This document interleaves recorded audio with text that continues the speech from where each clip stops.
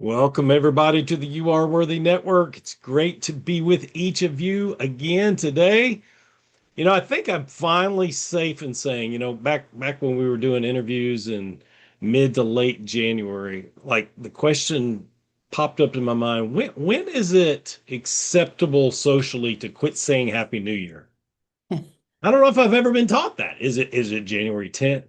Is it 15th? Is it the 31st?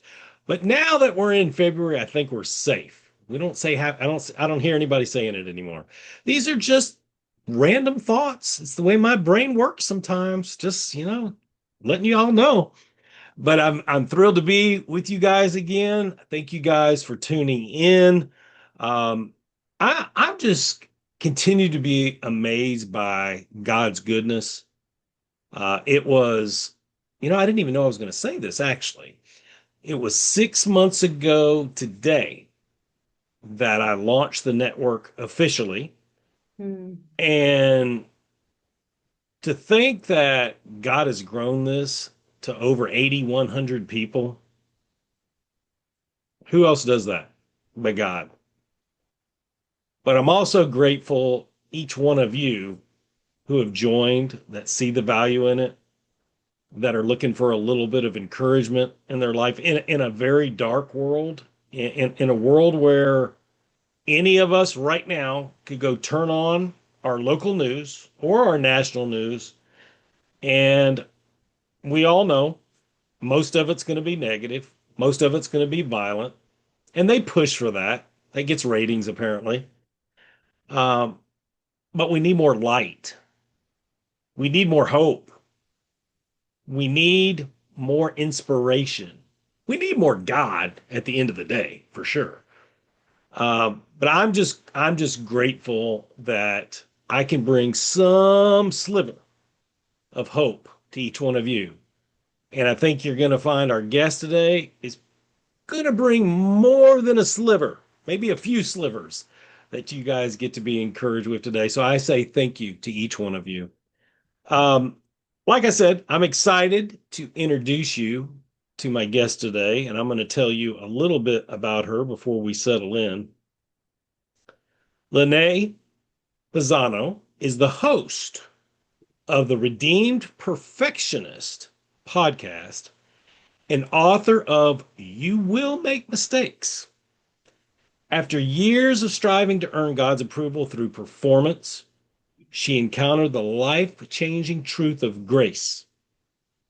Today, she helps Christian women release shame, quiet the inner critic, and discover God's tenderness in the midst of their journey through storytelling, biblical truth, and lived experience. Love all of that. Lenee, welcome to the You Are Worthy Network. Thanks, Stephen. Happy New Year. I have a theory. I have a rule that I follow, in case you're interested. I say Happy New Year if it's the first time I've seen you since the new year. I think that's Mm, fair. that is in play. That is an angle I Huh. hadn't considered. And you Yeah. and I met, yeah, I guess it was before January. Yeah. Wow. Happy New Year. Happy New Year. I love it. I love it. So, I happen to know where you live, Yes. but one of the many things of, like I was just saying before I introduced you, is with 8,100 people watching Mm. or having access, I should say, that it's a blessing. They're from many different countries, a few different continents. So tell us what part of the world you're coming from tonight. I am here in the current bitter cold area of central Ohio, Columbus, Ohio region, little suburb outside of it. Yeah, It does sound cold. it's cold. It's cold. Mm, mm. Now, I, wa- some I want. areas would laugh at me. Some areas laugh at us. Even Northern Ohio folks laugh at those of us south of them who don't get nearly as much snow. However, we just got a couple weeks ago, week and a half ago, we just got about 14 to 18 inches, depending on where you were. which was a lot more than those north of us. So but it's been kind of fun, actually. I'll go ahead and let you laugh. I'm down here in Tennessee. We got the 6 to 8 inches. We got ice on top. And I'm Hmm. not kidding you. It started 2 weeks ago tomorrow, and we're just now thawing out because they don't treat the roads at all. You have to wait till the sun does its thing. Yeah, yeah, it's a little bit different down south for sure because y'all aren't used to it. You're not prepared for it. I will say I don't own a shovel. I don't know why I thought downsizing and moving into an apartment meant I needed to just get rid of my shovels. So then when the snow came, I had no shovel and I needed it a little bit. The community helped a little bit, but yeah, so I had to borrow a shovel because all the stores are out of them as well.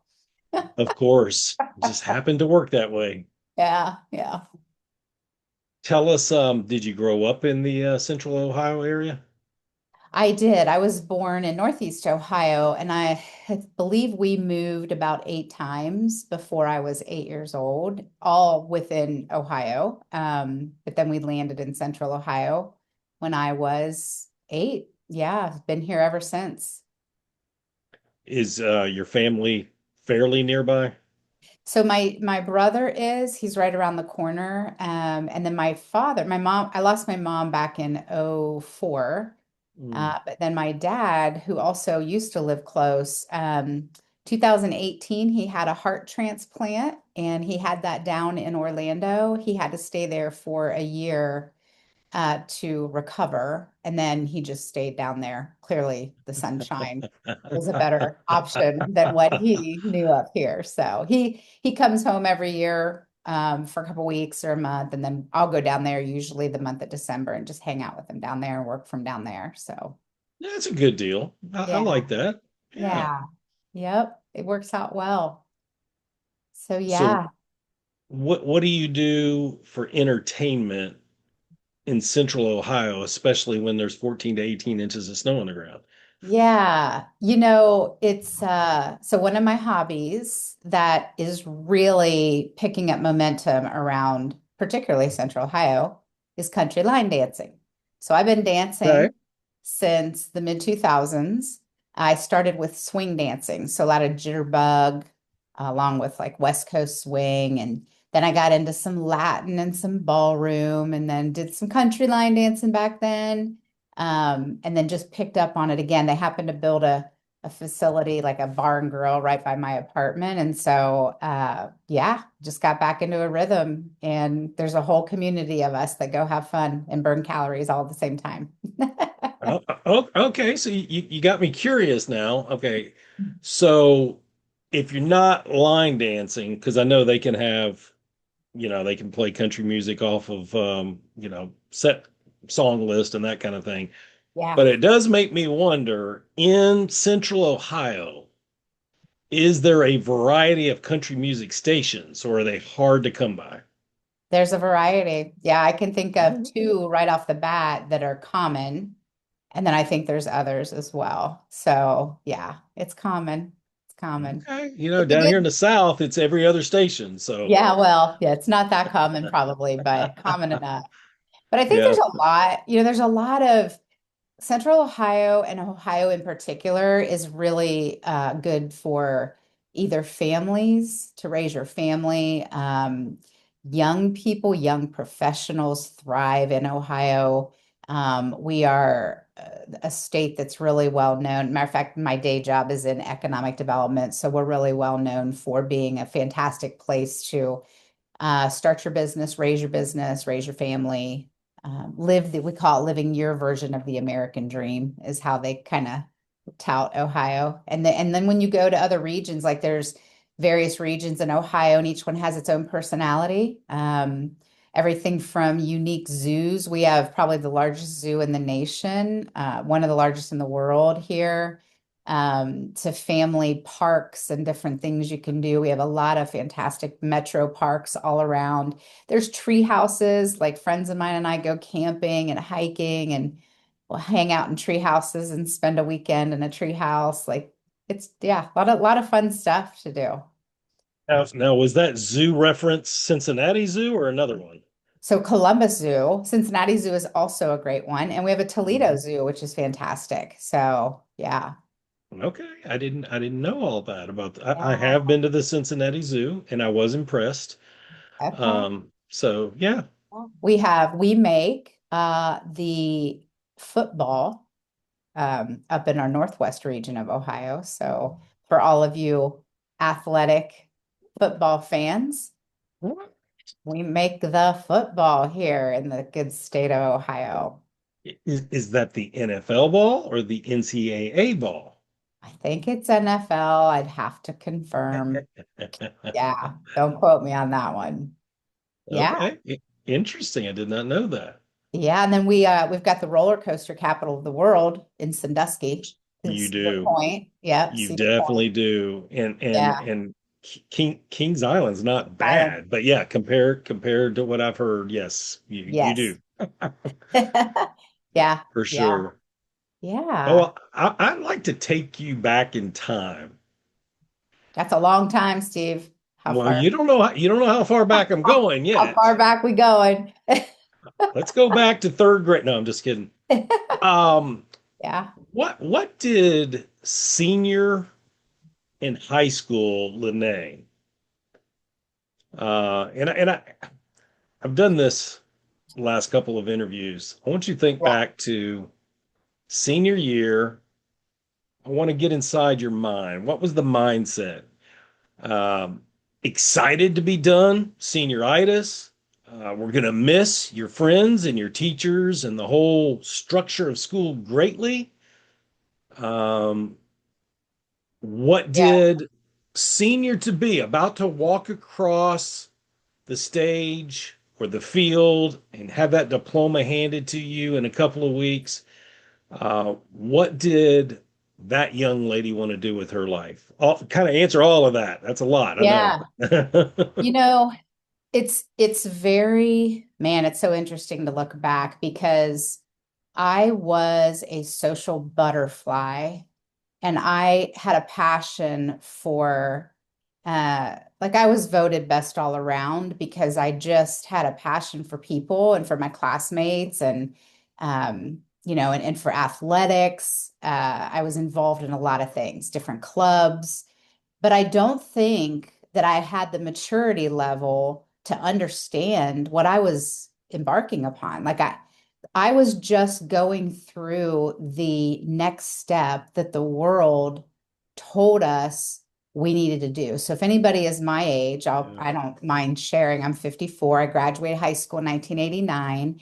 And the common guidance to folks like us was go to college, get a 4-year degree, and go get a job. And so Mhm. I mean, I was in motion to do that. It was more of a checklist item than something I was critically thinking through. I knew that I was going to have to pay my own way through college. That was already an expectation set in my household.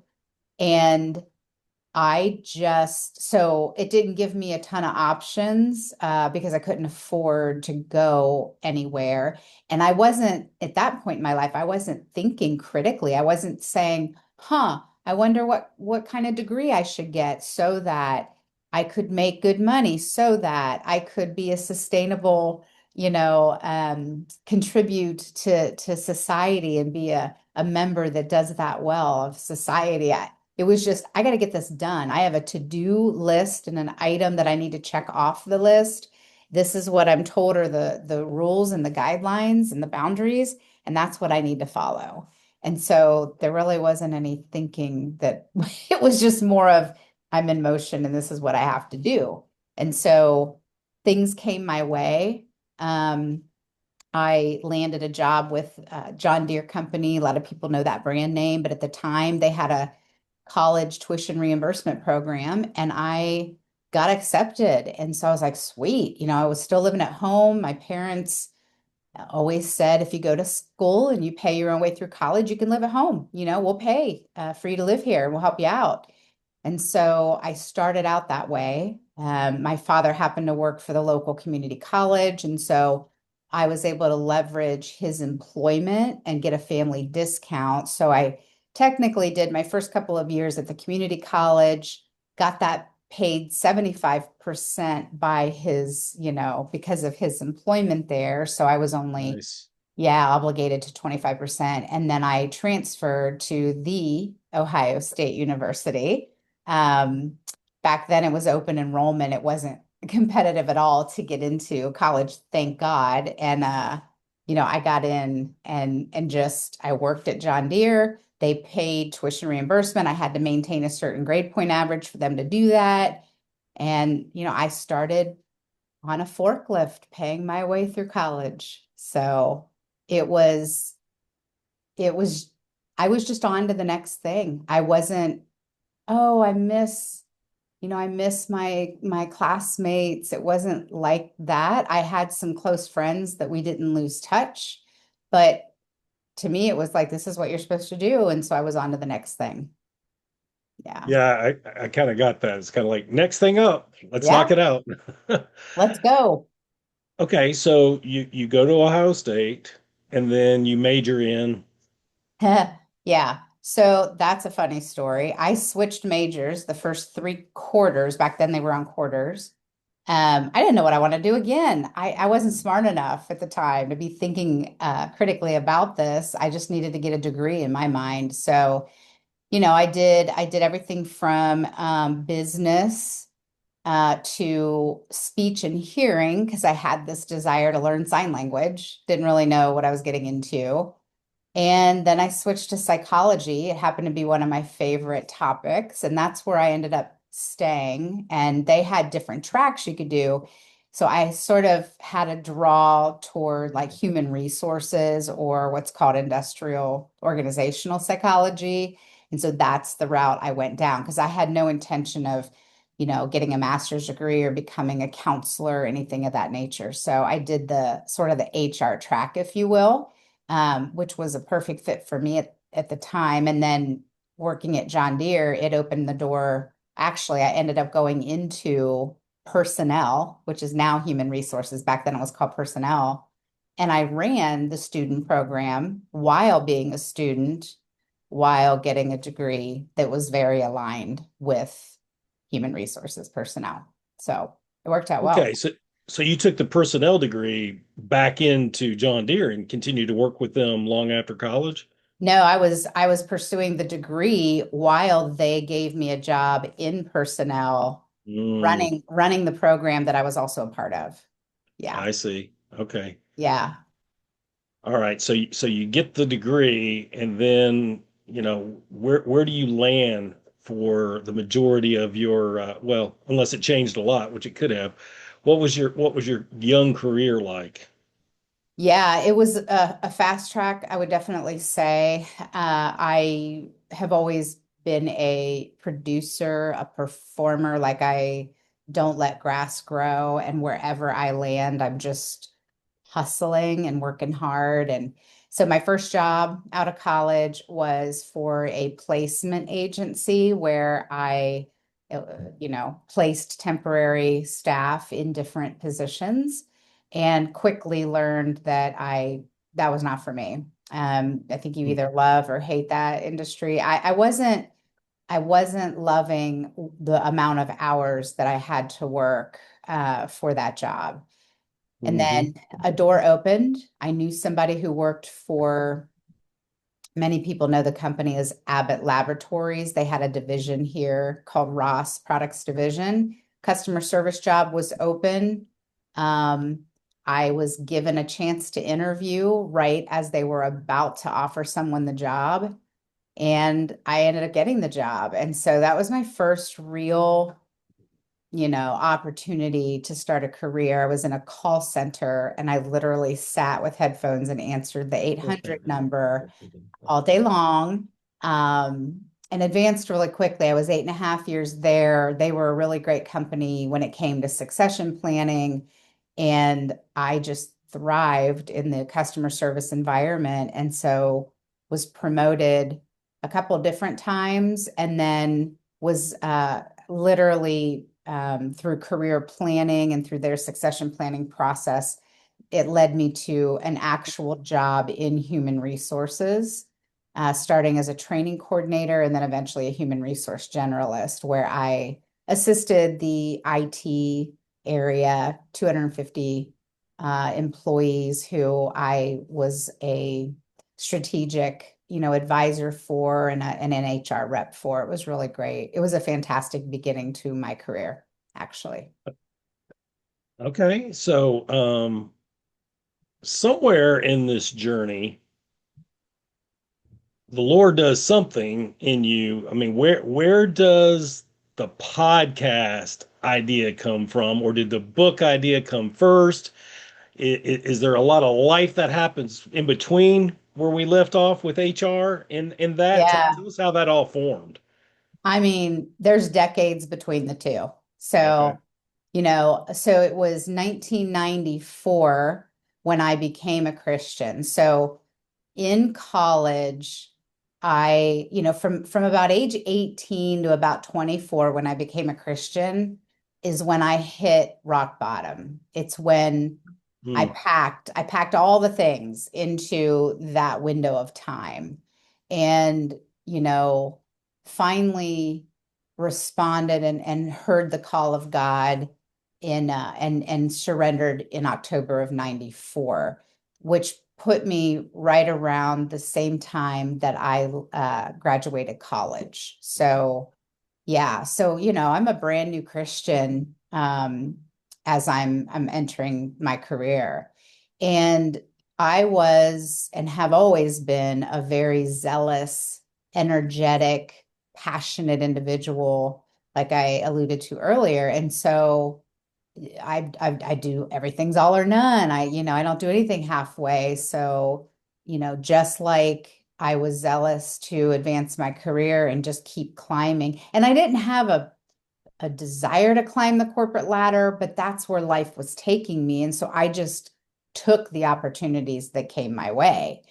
Hmm. But I also was pursuing the Lord in a very passionate, zealous kind of way. Now, I was raised Catholic. It was a beginning for me. It helped me understand there's a God. I will say our particular family, we went through some church hurt and some like unfortunate things that happened within our faith. And so, there was no culture at home that was pursuing the Lord in any way. Now, at 15 years old, to take a step back, I wanted, when I was getting my license, my greatest desire after I got my license was I wanted to go to church. That was the first thing I wanted to do. And nobody taught me that. That had to have been a God thing, but I didn't know where to go. I only knew Catholicism. And for me, it must not have brought the life that I was drawn to. And I didn't keep pursuing that. And so then again, by 18 years old, I'm hitting, the party scene. And by 24, I had hit rock bottom. So now I become a Christian in a different faith and a non-denominational. God had put people in my life. I followed them. So now I'm zealous. I'm all in, but I'm not. Scripture speaks of zeal without knowledge. And I didn't have the wisdom and the knowledge to test like a good Berean, like they say in the book of Acts, to test what Hmm. was being taught to me. I just drank the Kool-Aid and whatever anybody said who was a leader or more experienced, I sort of followed and trusted that. Um, and so the first 6 years or so of my walk with God it was sort of religious and head knowledge and coming from the heart, no question. I would talk to God and I would journal, like I have 30 years of journals, but to hear God's voice, to have conversation with him like I know today, like none of that existed for me. And little did I know that I was also living under this religious spirit, a bit of a counterfeit, if you will, where I had this belief system just ingrained in me that to be acceptable to the Lord, I had to perform a certain Hmm. way or perform to a certain standard. That was baggage that I believe formed in my young life for various reasons, and I simply carried it into my Christian walk and projected that belief system onto God the Father, right? And I had this fear of punishment. I had this, I don't think I was conscious of it, but you better believe that every time I sinned, I thought I was going to get kicked out of the kingdom. So, and I didn't have anyone around me that had the wherewithal to discern these belief systems in me and to help me navigate them. So, you know, for years, I've just been a high achieving individual who eventually became so exhausted by trying to hustle my way through life, performing to standards that the Lord never set for me, but I believed were what I had to reach to be accepted by Him, to be accepted by people around me. Everything was based on performance. My value based on performance. So for decades, I did that. Now I had some amazing encounters with the Lord through that time. Um, but all the while, this was the song that was always on in my operating system in my brain. And so then right around 2019, maybe. Now, somewhere in all of that journey, there were seasons where God was starting to show up and I was encountering him in ways that the church I attended couldn't explain. The church I attended did not believe that the Lord showed up in certain ways. They didn't believe that he showed up in like the gift of prophecy or some of the spiritual gifts that scripture speaks of. And so when I began to encounter the Lord in those ways, I didn't have anyone to go to at my church. And long story short, a series of encounters with other friends at other churches, we all were kind of going through the same thing and experiencing God in a whole new way. And we ended up leaving the church system and had started a home church, which we did. It's still going on 30 years later. Okay, that's a whole nother story. But all that to say, in that time, I started coming to know God in a more intimate way. I began to understand he speaks. I began to understand the spiritual gifts. He was showing up inside of me, manifesting these gifts for the sake of the kingdom. So I couldn't deny what I was experiencing. Um, yeah, so we just, you know, so then around 2019, I was with someone having coffee. We were like iron sharpens iron and sparks were flying. And, she said to me, have you ever thought about writing a book? And, I would say through the years, people asked me that question before, and I thought it was cool, but I was like, no, what would I have to say? And yet, that particular day, as I drove home, I could not get that question out of my crawl. Like it stuck with me. And I got home and I'll never forget. I walked in the house. I went back to my bedroom so that I could lie down on my stomach and face down. And I didn't even hardly get the prayer off my tongue. And the Lord said to me, it's your season, you will make mistakes. And I knew it was him. Like I just knew. And I was like, oh no, no, no, no, no. I don't want to write a book. Like fear, fear showed up and it was the beginning of a journey. And because he knows that I will always obey. Like I may not love to obey sometimes, but I'm not going when I know it's him, I'm compelled to obey. And so over the course of another couple months, as I fretted and toiled and full of fear, he brought one confirmation after another. He suggested that through people, it was suggested that that was the title of my book. None of that made sense to me at the time. Then, of course, COVID hits in 2020 and we're all at home. And a friend of mine who's an influencer, who's also an author, led me to a resource that sort of began this journey of understanding how to be an author and how to write a book. And, there were these two paths being presented. Do I write a memoir? Do I write a self-help? And I just went through such a journey. I just was so not confident, and I went down one path of a memoir simply because I was afraid and didn't feel confident to go down the other path of like a self-help. I didn't think I had what it took to teach people, or I didn't think I had anything to share or say. So he let me go down the memoir path for a year. I built some great writing skills. And right at the very end of it, he let me know it was time to pivot, and that was never the path he really had for me. Now we were going to go on the path he chose. Mm, yeah. And I didn't like that. I didn't like that at all. And there's a reason, right? So as I'm wrestling with him over, what am I supposed to write about? He took me back to the first thing he said to me when he told me to write a book. And he said, "You will make mistakes. It's your season."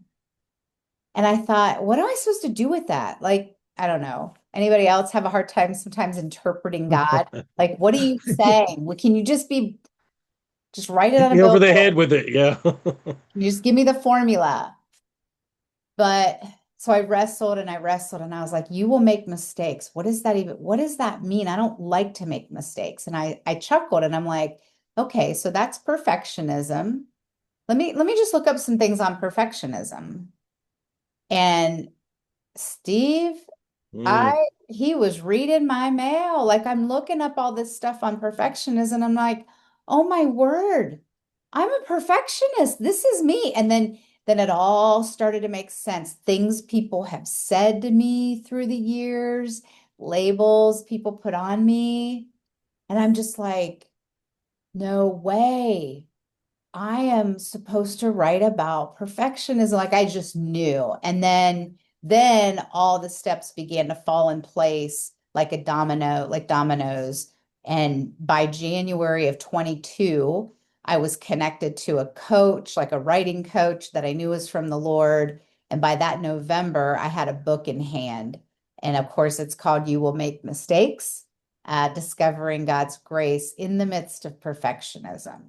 So that was sort of the beginning of him calling me into this world of, influencing through the creative efforts like a book or podcasting or what have you. And honestly, what I've learned is that understanding comes after obedience. It wasn't until I began to respond in faith to the call that he gave me that he then opened the next key and revealed the next step, and like it unfolded, and I was getting healed as I was obeying. hmm um, hmm and he'll often do that where he'll call us to something that we're not fully delivered from, but we apparently are delivered enough that we've now got a message to pass on, right? Even more. So then that was 2022. The book went live 2023 in January. And then from there, it was like, okay, Lord, I'm ready now to say yes to whatever you have for me. I won't fight you anymore, which so I said prematurely. No Uh, promises. Yeah. and then eventually he's like, okay, now it's time to podcast. And I'm like, what? So I don't know that I fought him as much on that. I think I delayed a little bit until he made it real clear. And it's more painful to delay and disobey and wait than it is to just take the step and do the work and do the hard work. And so now I have the Redeemed Perfectionist podcast, and I'm starting to really love it. I launched in July, and I'm finding out there's a whole lot of us out there who've struggled with perfectionism, you know, in all of the journey. One of the things that still shocks me today is the fact that I think of Galatians 1:6 when Paul said to the Galatians, I marvel that you're so soon removed from him that called you into the grace of Christ unto another gospel. Like there was Mm, this revelation. And then 2:16 says, a man is not justified by the works of the law, but by faith of Jesus. Um, by the works of the law shall no flesh be justified. So I began to realize he was revealing that all this time I had been trying to justify myself. I became saved through faith in the blood. And then somewhere along the way, I like slipped back into performance mode and law, and I'm justifying myself by my performance. Performance being different than obedience. Obedience is still Yeah. absolutely required, but my motive had always been like white knuckle my way through or do more, be more, memorize scripture more, serve more, hustle more to be acceptable. And when he began to, like, so I always knew God as the lion, and then he started showing up as the lamb. And when he began to show up as the lamb, tender, compassionate, forgiving, gentle, I thought it was a counterfeit. Mm. So that's a lot, Steve. Wow. I just threw decades of a lot at you and your listeners. Well, okay. There's a few different roads we can take with that. When did you start to see those tender attributes of God? What was the switch? Yeah. You know, I was thinking about that today actually, because it really wasn't probably, it wasn't just an event. I can look back now, hindsight, and I can see, I would say, probably for like the last 10 years or so, I can see where he was starting to show up in ways that confused me when he would not be hard on me. He'd not be hard Hmm. on me in seasons when I was struggling with habitual sin. He wasn't hard on me. He was gentle with me, and I'd be so confused. Like uh, it wasn't enough. It didn't impact me enough that I was transformed by the renewing of my mind, because more dominant than his gentle voice was that loud voice in me that was full of condemnation and shame, and that would beat myself up over every mistake and every sin and every whatever. So I never was really truly transformed. Um, and you know, as you grow up with the Lord, as you mature, and he starts to persuade you enough, if you're pursuing the Lord, eventually over time, you start to get it. I feel like it took me a while. Others get it more quickly than I did, but eventually I start seeing the pattern. And I think it really came to a head in 2019. And it was like, oh my gosh, wait a minute. That voice that would tell me you're beautiful to me, that I poo-pooed and thought, oh, that's just my imagination, or that can't be the Lord. That's too nice, because obedience, obedience, obedience, and judgment, judgment, judgment. Those were the aspects of the Lord that I knew. But all that time, that was really his voice showing me his lamb side. And so, it was just this combination of time and experience and a little bit of maturity starting to happen, other people, spirit-led people confirming what I was experiencing. So God would bring witnesses, and he'd bring the timing of confirmations into my life. And so I started to then become open to it and believing more. And then every time I took another step of faith and opened my heart a little bit more, he'd confirm it that much more. And I'd have that much more of an intimate experience with him. And it just began to grow until I was persuaded. I always say, Paul says in the New Testament, I am persuaded that he is able to keep that which I've committed, right? we don't always just flip a switch and believe. We have to go through things until like we grow our faith and we are persuaded. He's persuaded me that he's kind and gentle. He doesn't compromise his standards, but he doesn't beat me up the way that I interpreted him. I actually, I actually love this. I've got a comment and then a question. Um, your story proves yet again his patience, his steadfastness of his love for you, love for all of us, his mercy and his grace. Like you don't have to answer this. It's a comment that I'm gonna lead into a question, but it's like you you would have been harder on yourself than he was. Sin's not okay. I mean, Jesus died for us, and so the grace we don't use it as an excuse to sin. It's a motivator to sin less. But you, based on the cultures that it sounds like you had experienced, and maybe a little bit of personality too. I don't know, which came first, but it sounded like you would have been harder on yourself than he was. He was showing you that mercy and grace and that love and those lamb qualities that you talked about.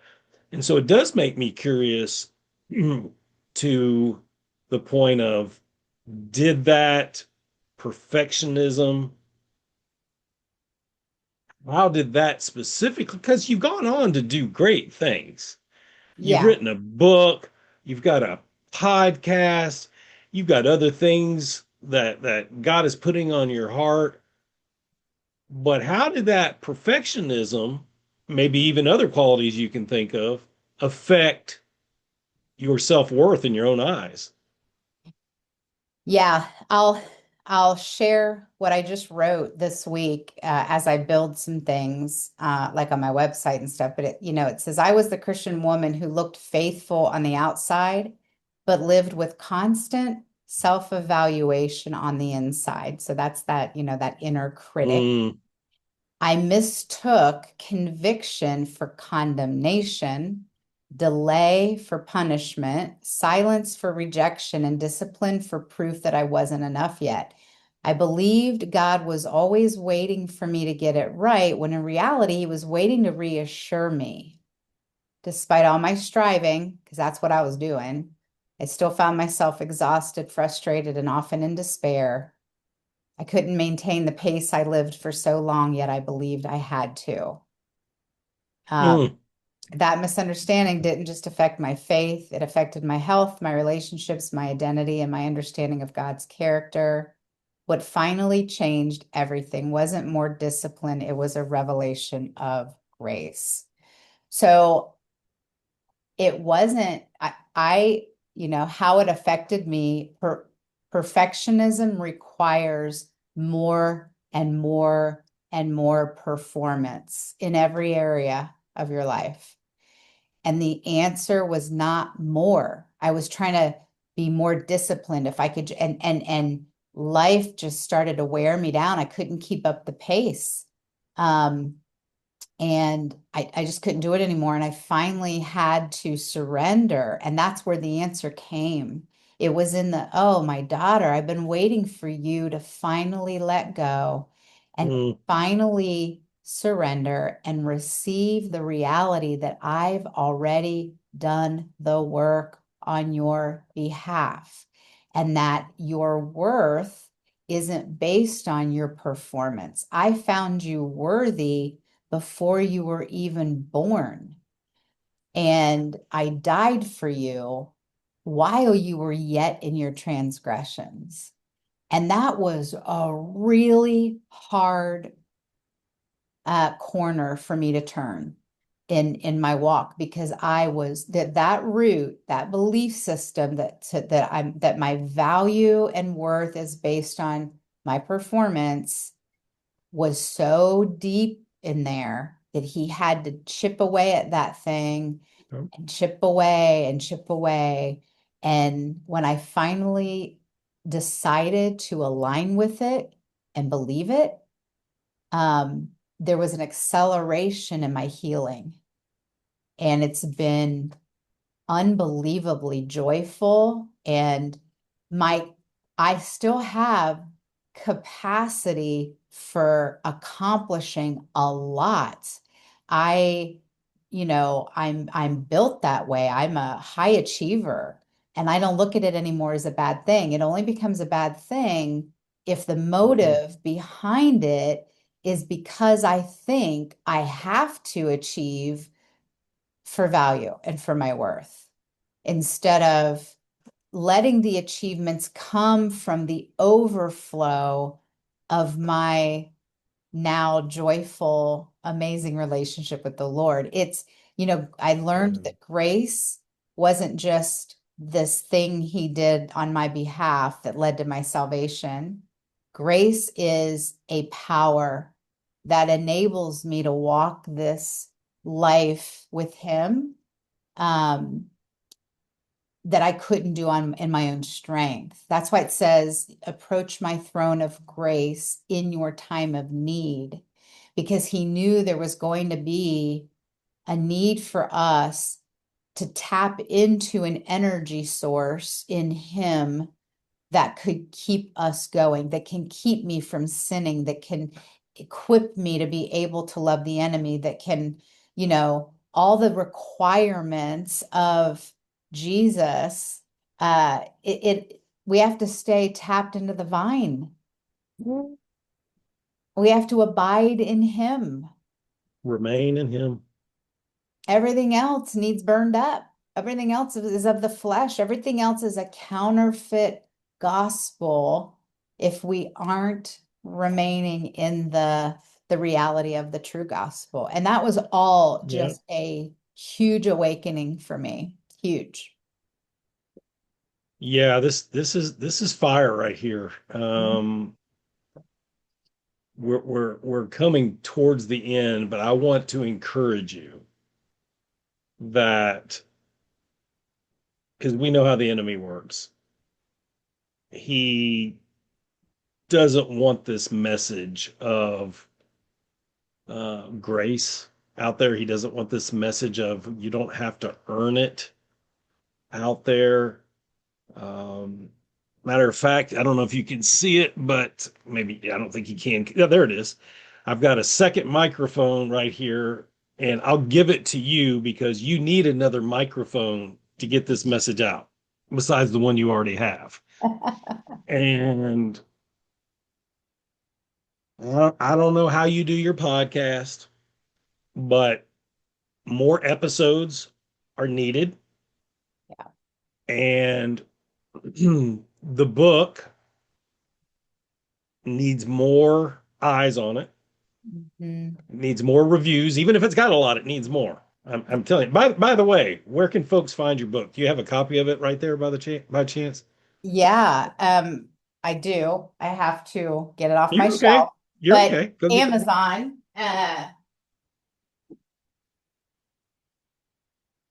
it looks like this. Yeah. Oh, there you go. Right there. That's good. Yeah, you will make mistakes.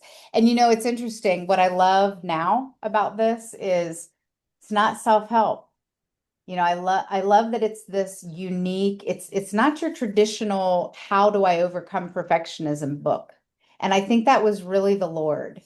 Because he's trying to get us to understand it isn't about helping ourselves, it's about receiving his grace, right? So this is Hmm. much more a book about the foundations of grace and truly understanding grace. So whether you struggle with perfectionism or not, it doesn't matter. This is going to give you very foundational understandings. I have 4 parts to it. There, I start with the rules.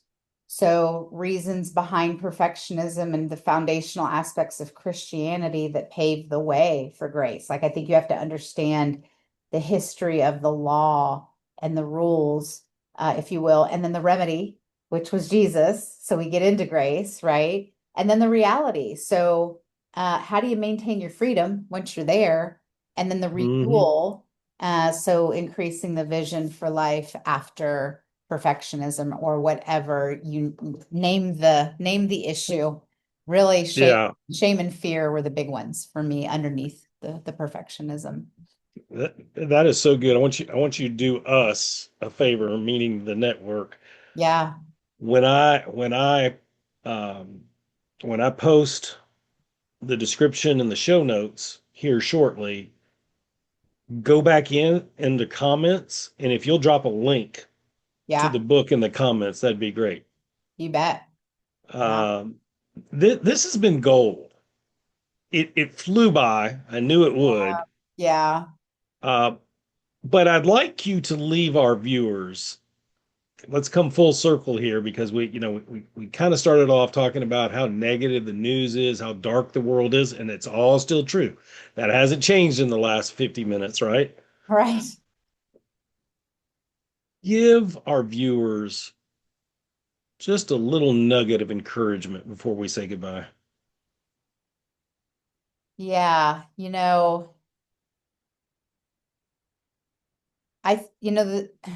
the scriptures talk about God as a great and terrible God. Okay, he's great and terrible. Um, he's so much kinder though than you realize. And if you can relate to anything I said tonight, you understand that you can wrap your head around him as the lion, but it's hard to understand him as the lamb.